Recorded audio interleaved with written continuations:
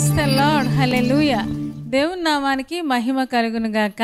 నేటి దేవుని మాట అనే శీర్షిక కోసం వేచి ఉన్న మీ అందరికీ కూడా యేసయ్య నామములో వందనాలు తెలియజేస్తూ ఉన్నాం. బాగున్నారా? దేవుని మహాకృప, దేవుని మహాదయ, ఆయన కనికరాన్ని బట్టి దేవుడు కృప చూపిస్తూ సజీవుల లెక్కలో ఉంచి ఈ విధంగా మనం కలుసుకుని దేవుని వాక్యం వినడానికి దేవుడు సహాయం చేస్తూ ఉన్నారు. గొప్ప దేవుడిని మనం కలిగి ఉన్నాం కదా. మరి ఈరోజు నేటి దేవుని మాట అనే శీర్షికలో దేవుడు మనకి ఇవ్వబోతున్న మాటను ఒక్కసారి మనం చూద్దాం. 21వ దావీదు కీర్తన 3వ వచనం నేను చదువుతూ ఉన్నాను, మీరు కూడా ఒక్కసారి చూడండి. శ్రేయస్కరమైన ఆశీర్వాదములతో నీవు అతనిని ఎదుర్కొనుచున్నావు, అతని తల మీద అపరంజి కిరీటము నీవు ఉంచి ఉన్నావు అని కీర్తనాకారుడైన దావీదు చక్కగా మంచి కీర్తన వ్రాస్తూ ఉన్నాడు. ఏమంటే దేవుడంట దావీదును శ్రేయస్కరమైన ఆశీర్వాదాలతో అతన్ని ఎదుర్కొంటూ ఉన్నాడంట. అంటే ఆశీర్వాదాలు దావీదు వెతుక్కోవటం లేదు, కానీ ఆ దేవుడే ఆశీర్వాదాల మూటలు పట్టుకొని దావీదుని ఎదుర్కొంటూ వస్తున్నట్టుగా మనం చూస్తూ ఉన్నాం. ఎందుకంటే దావీదు దేవుని హృదయానుసారుడు.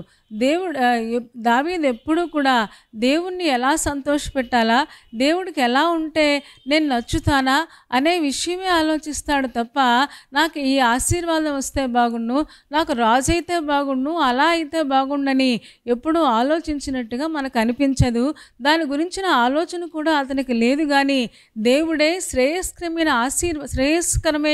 అంటే అర్థం ఏంటి అంటే మంచి ఆశీర్వాదములతో, అంటే తనకి ఏవైతే ఉపయోగపడతాయో అలాంటి ఆశీర్వాదములతో దేవుడు దావీదుని ఎదుర్కొన్నట్టుగా మనం చూస్తూ ఉన్నాం. ఈరోజు నా విశ్వాసులుగా మనం కూడా దేవుడి మీద ఆధారపడితే దావీదులాగా మనం ఆశీర్వాదాల కోసం వెతుక్కోకుండా దేవుని గురించిన ఆలోచనలతో, దేవుడిని ఎలా సంతోషపెట్టాలో అనే ఆలోచనలతో మనం ముందుకు సాగుతూ ఉంటే దేవుడు ఆయన ఆశీర్వాదాలు పట్టుకొని మనల్ని ఎదుర్కొంటూ ఉంటాడు. దీనంతటికీ కారణం లేకపోలేదు. అదే 21వ కీర్తనలో 7వ వచనం నేను చదువుతూ ఉన్నాను, మీరు కూడా ఒక్కసారి చూడండి. ఏలయనగా రాజు యెహోవా యందు నమ్మిక ఉంచుచున్నాడు, సర్వోన్నతిని కృపచేత అతడు కదలకుండా నిలుచును అని చెప్పడం మనం చూస్తూ ఉన్నాం. ఏమండి, ఎందుకంటే రాజు తన బలాన్ని నమ్ముకోలేదు, తన గుర్రాలను నమ్ముకోలేదు, లేకపోతే తన ఆస్తిని నమ్ముకోలేదు, అంతస్తును నమ్ముకోలేదు. మరి ఎవరిని నమ్ముకున్నాడు అంటే రాజు యెహోవా యందు నమ్మిక ఉంచి ఉన్నాడు గనుక ఈ ఆశీర్వాదాలన్నీ కూడా దేవుడు అనుగ్రహించినట్టుగా మనం చూస్తూ ఉన్నాం. చూడండి ఒక్కసారి, ఇంతకీ ఆ శ్రేయస్కరమైన ఆశీర్వాదాలు ఏంటో మనం ఒకసారి చూస్తే, అతని తల మీద అపరంజి కిరీటము నీవు ఉంచి ఉన్నావు అని చెప్పడం మనం చూస్తూ ఉన్నాం. గొర్రెల దొడ్డిలో ఉండే దావీదును దేవుడు తీసుకొచ్చి రాజుగా చేసినట్టు మన అందరికీ తెలుసు. ఏమంటే సమూయేలు రాసిన రెండవ సమూయేలు గ్రంథము 5వ అధ్యాయము 3వ వచనాన్ని మనం చూడగలిగితే అక్కడ చూస్తాము. చూడండి, హెబ్రోనికి చాలామంది వచ్చి వాళ్ళు ఏమంటారు అంటే 5వ అధ్యాయంలో వాళ్ళు అంటారు, అయ్యా మీరు మాకు రాజుగా ఉండాలని చెప్పడం మనం చూస్తూ 5వ అధ్యాయము 3వ వచనం నేను చదువుతూ ఉన్నాను, మీరు కూడా చూడండి. మరియు ఇశ్రాయేలు వారి పెద్దలందరూ హెబ్రోనులో రాజు నొద్దకు రాగా రాజైన దావీదు హెబ్రోనులో యెహోవా సన్నిధిని వారితో నిబంధన చేశాను గనుక ఇశ్రాయేలు వారి మీద రాజగుటకై వారు దావీదునకు పట్టాభిషేకము చేసిరి. ఏమండి, 2వ వచనం కూడా చదువుతూ ఉన్నాను, పూర్వకాలమున సౌలు మా మీద రాజయ్యుండగా నీవు ఇశ్రాయేలును నడిపించువాడవై అయితే ఇప్పుడు నీవు ఇశ్రాయేలునట్టి నా జనులను పాలించి వారి మీద అధిపతివైందువని యెహోవా నిన్ను గురించి సెలవిచ్చి ఉన్నాడని చెప్పిరి అని మనం చూస్తూ ఉన్నాం. ఏమంటే ఇశ్రాయేలులో జాతిలో ఉన్న పెద్దలందరూ వచ్చారంటే దావీదు దగ్గరకు వచ్చారు. దావీదు వెళ్ళలేదు, నన్ను రాజుగా చెయ్యండి, నేను ఆల్రెడీ అభిషేకం పొందుకున్నాను అని ఎవరికీ చెప్పలేదు. కానీ దేవుని అభిషేకం దావీదు మీద ఉంది కాబట్టి ఏమంటే ఇశ్రాయేలు పెద్దలందరూ కూడా దావీదుని వెతుక్కుంటూ వచ్చారంట. హెబ్రోనులో దావీదు దగ్గరకు వచ్చి అంటారు, అయ్యా మమ్మల్ని నడిపించేవాడు కదా ఒకప్పుడు, ఇప్పుడు మమ్మల్ని అందరినీ కూడా ఏలయ్యా మా మీద మీద రాజుగా ఉండు అని చెప్పడం మనం చూస్తూ ఉన్నాం. ఏమంటే సౌలు ఏ కిరీటాన్ని అయితే దేవునికి వ్యతిరేకంగా ఉండి పోగొట్టుకున్నాడో అదే కిరీటాన్ని, అపరంచి కిరీటాన్ని దేవుడు దావీదు తల మీద పెట్టినట్టుగా మనం చూస్తూ ఉన్నాం. శ్రేయస్కరమైన ఆశీర్వాదాలతో నీవు అతనిని ఎదుర్కొనుచున్నావు అని మనం చదువుతున్నాం. ఏమంటే దేవుడు ఆయన పిల్లలకి అపరంచి కిరీటాన్ని పెట్టేవాడు. ఈ రోజున విశ్వాసులంగా దేవుడు మనకు రక్షించబడినప్పుడే రక్షణ అనే శిరస్త్రాణం మనకిచ్చాడు. అంత మాత్రమే కాదు, మనకంట కరుణా కటాక్షములని కిరీటముగా ఉంచుచున్నాడు అని మనం 103వ కీర్తనలో మనం చదువుతున్నాం. ప్రతి విశ్వాసికి దేవుడు ఒక కిరీటాన్ని ఇచ్చాడు. ఒకవేళ అది అపరంచి కిరీటం కాకపోవచ్చు, కానీ కరుణ, దయ అనే కటాక్షం అనే ఆ కిరీటాన్ని దేవుడు మనకిచ్చి ఉన్నాడు అని లేఖనం తెలియచేస్తుంది. ఒకప్పుడు సాతాను అంధకారం కింద ఉండేవాళ్ళం. ఈ రోజున యేసయ్య దగ్గరికి మనం వచ్చాం. యేసయ్య దగ్గరికి వచ్చిన మనకి దేవుడు ఏదైనా తోటలో ఆదాము పోగొట్టుకున్న కిరీటాన్ని తిరిగి ఆయన రక్తము ద్వారా మళ్ళీ మనకు కిరీటాన్ని పెట్టి ఉన్నాడు. ప్రతి విశ్వాసి తల మీద దేవుడు కిరీటాన్ని ఇచ్చాడు. అందుకనే మీరు రాజులైన యాజక సమూహము అని చెప్తారు కదా, రాజులకి కిరీటాలు పెడతారు కదా. ఈ రోజున మనందరం విశ్వాసులంగా ఆయన పిల్లలమైతే మన తల మీద కిరీటం ఉంది, అది మనం గ్రహించాలి. కిరీటం ఉంటే రాజు కదా, రాజులు పాలిస్తారు కానీ పాలించబడరు కదా. అంటే మనం పాపాన్ని ఏలాలి తప్ప పాపము చేత మనం పాలించబడకూడదు. ఈరోజు అనేక మంది విశ్వాసులు బాప్తిసం తీసుకొని లేకపోతే మారు మనసు పొందాలని చెబుతూ రకరకాల పాపాల చేత ఇంకనూ ఏడవబడుతున్నారు. కొంతమంది ఇంకా త్రాగుడు మానలేదు, కొంతమంది ఇంకా పాపం మానలేదు, కొంతమంది ఇంకా వ్యభిచార సంబంధమైన కన్నులు కలిగిన వారు ఉన్నారు. ఈ రోజున రాజులు పాలిస్తారు తప్ప పాలించబడరు అనే విషయాన్ని మనం నేర్చుకుంటూ ఉన్నాం. ఏమండి, దావీదు కంట ఒక కిరీటాన్ని దేవుడు ఇచ్చాడంట. ఈ రోజున మనకు కూడా దేవుడు కిరీటాన్ని అనుగ్రహించిన దేవుడు అన్నాడు. మళ్ళీ 21వ కీర్తనలో మనం చూడగలిగితే 4వ వచనం కూడా నేను చదువుతూ ఉన్నాను, మీరు కూడా ఒక్కసారి చూడండి. అందులో ఏమని చెప్తారు అంటే 21వ కీర్తనలో మనం చూస్తూ ఉన్నాం 4వ వచనం, ఆయుష్ నిమ్మని అతను వరం అడుగగా నీవు దానిని అతనికి అనుగ్రహించి ఉన్నావు అని చెప్తున్నాడు. ఏమంటే దావీదు ఒకవేళ ఆయుష్ నిమ్మని అడిగాడేమో, ఎందుకంటే సౌలు చేత ప్రతిరోజు సౌలు చంపేద్దామని ప్రయత్నం చేసి దావీదుని వెతికేవాడు కదా. ఒకవేళ ఆ సమయంలో ప్రార్థన చేసుకునేవాడు, అయ్యా నన్ను బతికించయ్యా అని ప్రార్థన చేశాడేమో, నన్ను జీవంతో ఉంచయ్యా అని ప్రార్థన చేశాడేమో. ఏమండి, దేవుడు అతని ప్రార్థన విని ఆయుష్ నిమ్మని అతడు వరం అడగగా నీవు దానిని అతనికి అనుగ్రహించి ఉన్నావు అని చెప్తూ ఉన్నాడు. అంత మాత్రమే కాదు, సదాకాలము నిలుచు దీర్ఘాయువు నీవు దయచేసి ఉన్నావు అని చెప్తూ ఉన్నాడు. చంపేద్దామని తిరిగిన సౌలేమో చంపబడ్డాడు, కానీ దావీదుకు దేవుడు ఆయుష్ ఇచ్చాడు. అంటే దావీదు ప్రార్థన దేవుడు అంగీకరించినట్టుగా మనం చూస్తున్నాం. అంత మాత్రమే కాదు, ఆయన ఇంకా చెప్తూ ఉన్నాడు, సదాకాలము నిలుచు దీర్ఘాయువు నీవు దయచేసి ఉన్నావు. ఏమంటే కేవలం ఈ లోకంలో 70 సంవత్సరాలు 80 సంవత్సరాలు లేదా 100 సంవత్సరాలు మాత్రమే కాదు, కానీ సదాకాలము నిలిచే ఆ దీర్ఘాయువు కూడా నీవు ఇచ్చేసావు.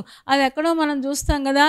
23వ దావీదు కీర్తనలో ఏమంటే 6వ వచనం మనం చదివితే, నేను బ్రతుకు దినములన్నీ కృపాక్షేమములే నా వెంట వచ్చును, చిరకాలము యెహోవా మందిరములో నేను నివాసము చేసేదను అంటున్నాడు. అంటే దావీదుకి దేవుడు చిరకాలం అంటే ఎప్పుడు కూడా బ్రతికేలాగా, ఏమంటే ఈ లోకంలో బ్రతికితే 60 సంవత్సరాలు 70 సంవత్సరాలు, అధిక బలం ఉంటే 80 సంవత్సరాలు, కానీ మనం చిరకాలము జీవించే పరలోక రాజ్యం ఉంది కదా. ఆ పరలోక రాజ్యంలో మనం చిరకాలము సదాకాలము దీర్ఘకాలం మనం జీవిస్తాము. దీర్ఘాయువు ఇచ్చావయ్యా అని ప్రార్థిస్తూ ఉన్నాడు. ఎవరు అంటే దావీదు. శ్రేయస్కరమైన ఆశీర్వాదాలు చూడండి, అపరంజి కిరీటం పెట్టాడంట, రాజుగా అభిషేకించాడు, ఆయుష్ ఇమ్మంటే ఆయుష్ ఇచ్చాడు ఈ లోకంలో బ్రతకడం కోసం. అంత మాత్రమే కాదు, శాశ్వతమైన పరలోకాన్ని కూడా దేవుడు దావీదుకి ఇచ్చాడు. అందుకని చిరకాలము నేను యెహోవా మందిరములో నివాసం చేస్తాను అని చెప్పడం మనం చూస్తూ ఉన్నాం. ఇంకా మనం చూస్తే 5వ వచనం కూడా, నీ రక్షణ వలన అతనికి గొప్ప మహిమ కలిగెను, గౌరవ ప్రభావములను నీవు అతనికి ధరింపచేసి ఉన్నావు అని చెప్తూ ఉన్నాడు. నీ రక్షణ వలనే ఇదంతా వచ్చిందయ్యా అని చెప్తూ ఈరోజు నా దావీదు గురించిన ప్రసంగాలు లేకుండా మనం ఎక్కడా వినం కదా. ఏమంటే దావీదుకు దేవుడు గౌరవాన్ని ఇచ్చాడు, ఆయన ఉన్నప్పుడు గౌరవాన్ని ఇచ్చాడు. ఏమంటే ఇప్పుడు చనిపోయి కొన్ని వేల సంవత్సరాలు అయిపోతూ ఉన్నా దావీదును మనం జ్ఞాపకం చేసుకుంటూ ఉన్నాం. యేసు ప్రభువు వారు కూడా దావీదు గోత్రంలో నుంచే ఆయన వచ్చినట్టుగా మనకు తెలుసు కదా.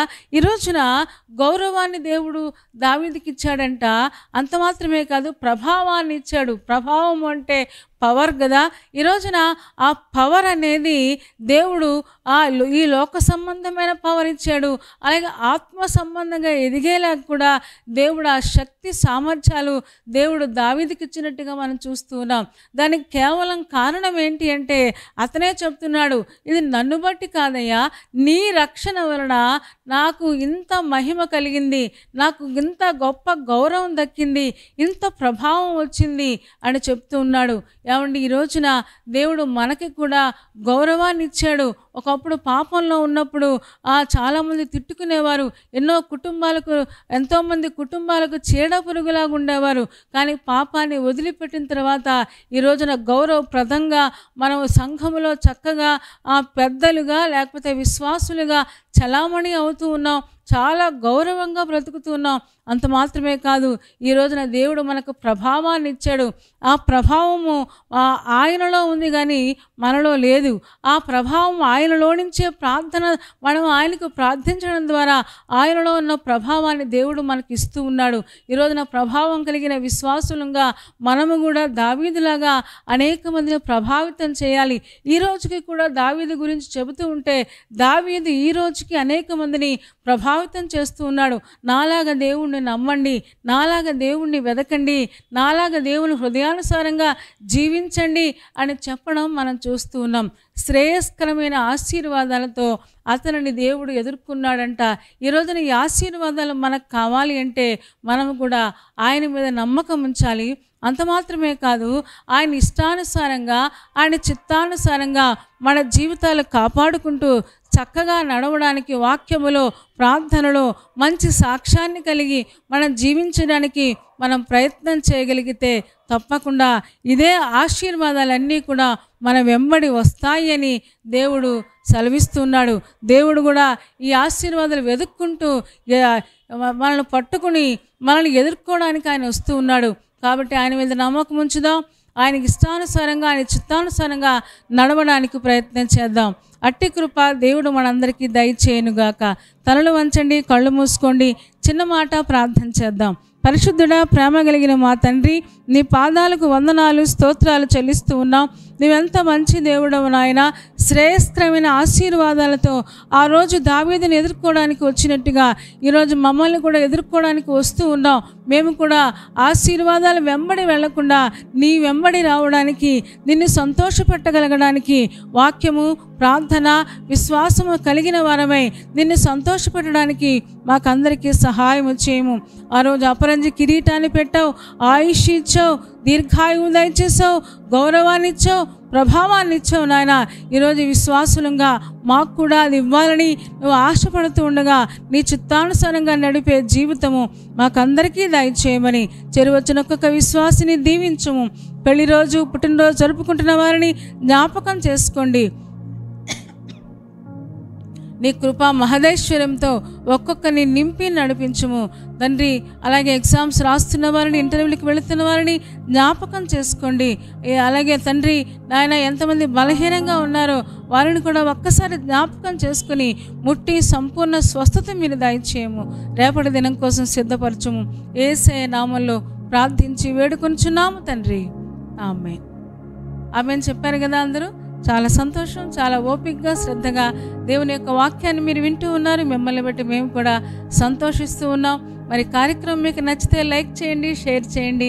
అంత మాత్రమే కాదు, ఇంకా ఈ ఛానల్ని సబ్స్క్రైబ్ చేసుకోకపోతే డాక్టర్ స్పర్జన్ యూట్యూబ్ ఛానల్ని సబ్స్క్రైబ్ చేసుకోండి. తద్వారా నోటిఫికేషన్స్ అన్నీ మీకు వస్తాయి, మా కార్యక్రమాలన్నీ చూడొచ్చు. సరేనండి, దేవుని చిత్తమైతే మరలా రేపు ఉదయం కలుసుకుందాం. అప్పటి వరకు దేవుని మహాకృప మనందరికీ తోడే ఉండును గాక. ఆమేన్, ఆమేన్, ఆమేన్.